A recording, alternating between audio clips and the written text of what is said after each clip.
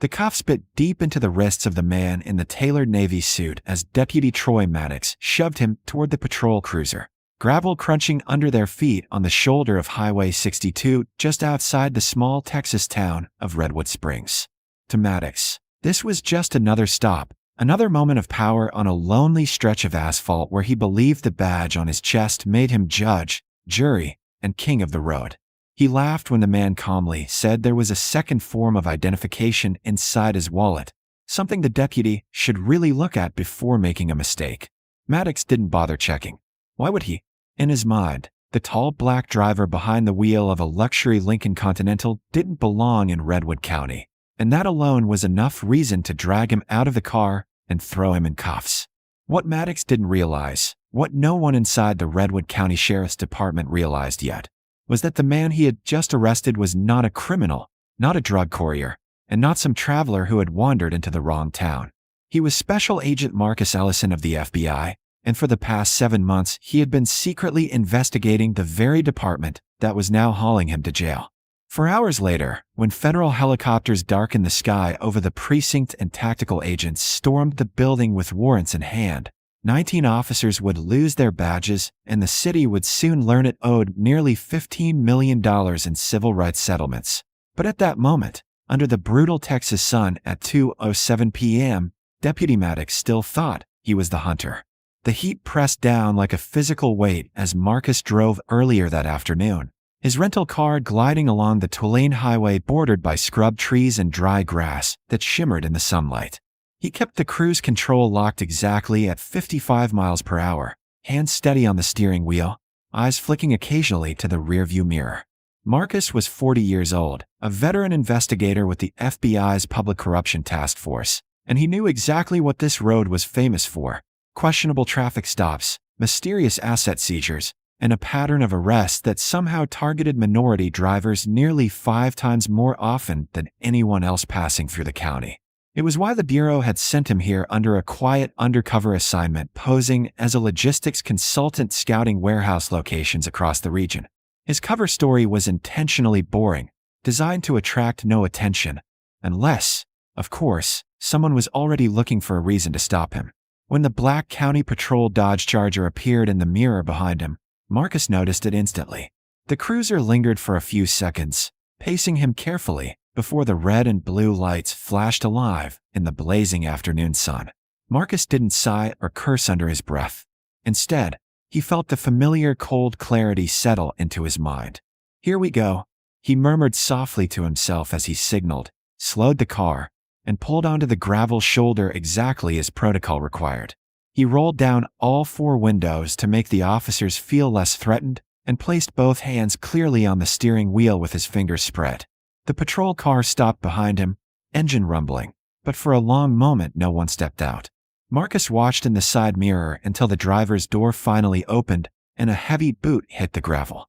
Deputy Troy Maddox stepped out with the swagger of someone used to being feared, a thick-necked man in mirrored sunglasses with a buzz cut and a permanent sneer that curled at the corner of his mouth.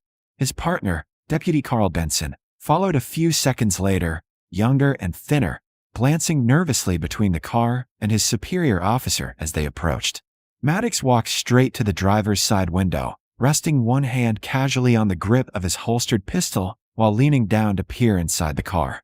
The smell of chewing tobacco drifted through the open window as he spoke. "License and registration," Maddox barked without greeting. Marcus nodded calmly. "Good afternoon, officer. May I ask the reason for the stop?" Maddox's lips twisted slightly, as if the question itself annoyed him.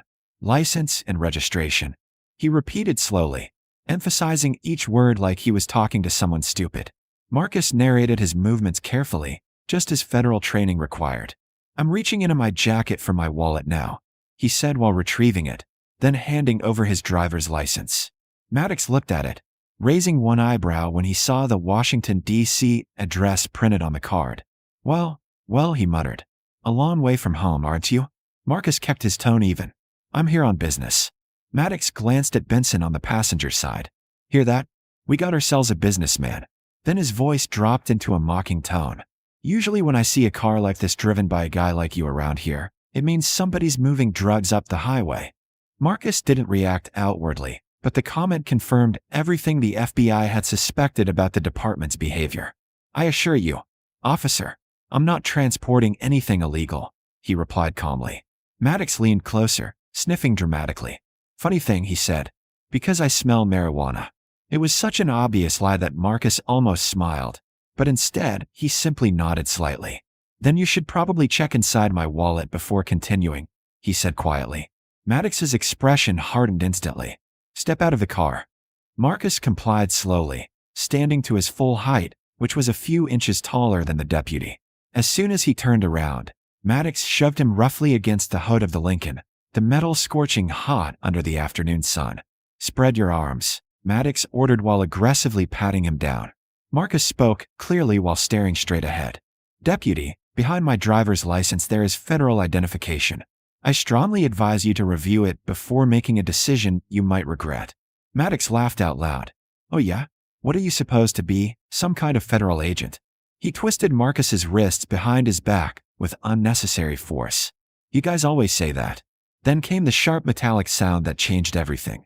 Plick, plick, asterisk asterisk. The handcuffs locked tight around Marcus Ellison's wrists as Deputy Troy Maddox announced loudly, "You're under arrest for resisting a lawful order and suspicion of drug trafficking." Marcus closed his eyes for half a second before speaking again, his voice now carrying the quiet authority of someone used to being listened to. "Deputy Maddox," he said calmly, "you're making a career-ending mistake." Maddox grinned while opening the back door of the cruiser.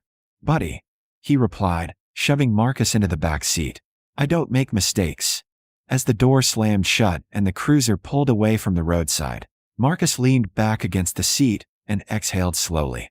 Because what Deputy Maddox didn't know yet was that the moment those cuffs snapped closed, a silent distress signal had already begun transmitting to the FBI, and the countdown to the end of Redwood County's most corrupt police department had officially begun. The holding cell inside the Redwood County Sheriff's Office was a dull concrete box that smelled of bleach, rust, and old sweat, the kind of place designed to remind people they had no power once the door closed behind them. Special Agent Marcus Ellison sat quietly on the narrow steel bench, his wrists still sore where Deputy Troy Maddox had snapped the handcuffs tight during the roadside arrest. To the deputies working the afternoon shift, Marcus was just another suspect cooling off in a cell while paperwork was processed. But Marcus wasn't paying attention to the discomfort. He was watching. Through the metal bars, he could see most of the bullpen where the deputies worked, and what he saw only confirmed the reason the FBI had sent him undercover to Redwood County in the first place. Deputy Carl Benson sat nervously typing a report, glancing repeatedly toward Maddox's desk like he was worried about doing something wrong. Nearby, two other deputies joked beside the evidence locker. Marcus watched as one of them casually tore open the corner of a sealed evidence bag, pinched out a small amount of white powder, and slipped it into his pocket before resealing the bag with a piece of tape. "Evidence tampering," Marcus noted silently. A few minutes later, the station doors opened and a tall detective in a cheap suit walked in carrying a thick envelope. Marcus recognized him immediately from the investigation files. Asterisk asterisk Detective Alan Pierce asterisk asterisk, the department's unofficial collector who handled protection payments from several illegal businesses operating around the county. Pierce walked straight to Maddox's desk and dropped the envelope down. "Weekly collections," he muttered. Maddox opened it just enough to see the stacks of cash inside and grinned before sliding it into a drawer. The entire exchange happened in the middle of the room without anyone trying to hide it. Marcus leaned back slightly against the wall, letting the scene play out. Bribery, racketeering, corruption in plain sight. Nearly 3 hours passed before Marcus finally stood and approached the bars. "Deputy," he called calmly, "I'd like to make my phone call." Maddox looked up from his desk with a lazy smirk and walked toward the cell, holding a cup of coffee. "Phone system's down," he said casually. "Might take a day to fix." Marcus tilted his head slightly. "You should check the wallet you took from me," he said. Maddox laughed. "Still pretending to be a federal agent?" Marcus shrugged. "If I'm lying, you could add impersonating a federal officer to the charges. That's a felony. Would make your case stronger." Maddox hesitated for a second, then turned and walked back to the booking desk where Marcus's belongings sat inside a plastic property bag. "Fine," he muttered. "Let's see the fake badge." He dumped the wallet onto the desk and flipped it open, pulling out the driver's license he had already seen earlier. Then his fingers slid behind it into the hidden pocket Marcus had mentioned. Maddox pulled out a black leather credential case stamped with a gold seal. When he opened it, the smirk vanished from his face. Inside was a polished gold shield and an identification card reading Federal Bureau of Investigation, Special Agent Marcus Ellison. Maddox stared at the badge for several seconds, as if waiting for it to turn into a joke. It didn't. His shoulders stiffened as panic slowly crept in. Across the room, Benson noticed the silence. "What is it?" he asked. Maddox swallowed hard. "Get the sheriff," he whispered. "What?" Benson asked again. Maddox's voice cracked. "Get the sheriff." Deputies began whispering nervously while Maddox rushed back to his computer, frantically typing like he was trying to erase something. Inside the cell, Marcus simply folded his arms and checked the wall clock. 5:14 p.m., perfect timing. Because earlier, before they confiscated his phone, Marcus had entered a special passcode sequence that triggered a silent FBI distress signal tied directly to his undercover operation. The signal automatically alerted the task force monitoring his assignment, and once activated, the Bureau didn't just call. They tracked the phone's exact location. Marcus looked back toward Maddox, who was now sweating as he held the FBI credentials in shaking hands. "Deputy," Marcus said calmly through the bars, "you might want to prepare yourself." Maddox didn't respond. But outside the station, the distant thumping sound of helicopter blades had already begun to roll across the sky over Redwood Springs. The sound of helicopter blades grew louder over Redwood Springs, shaking the windows of the sheriff's station as the deputies inside began exchanging nervous looks. Deputy Troy Maddox stood frozen beside the booking desk, still holding the FBI credentials in his hand, as if they might suddenly disappear. Then the screech of tires echoed from outside the building.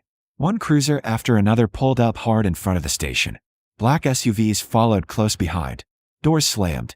Boots hit pavement.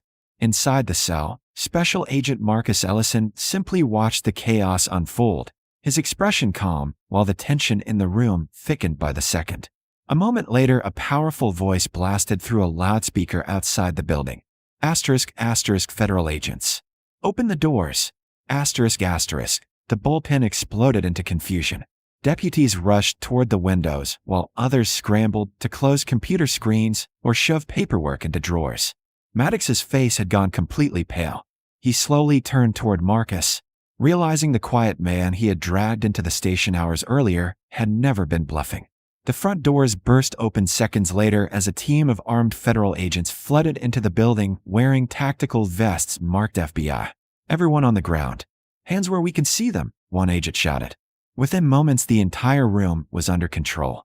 Deputies who had spent years abusing their authority now found themselves face down on the same floor where they once processed other people's arrests.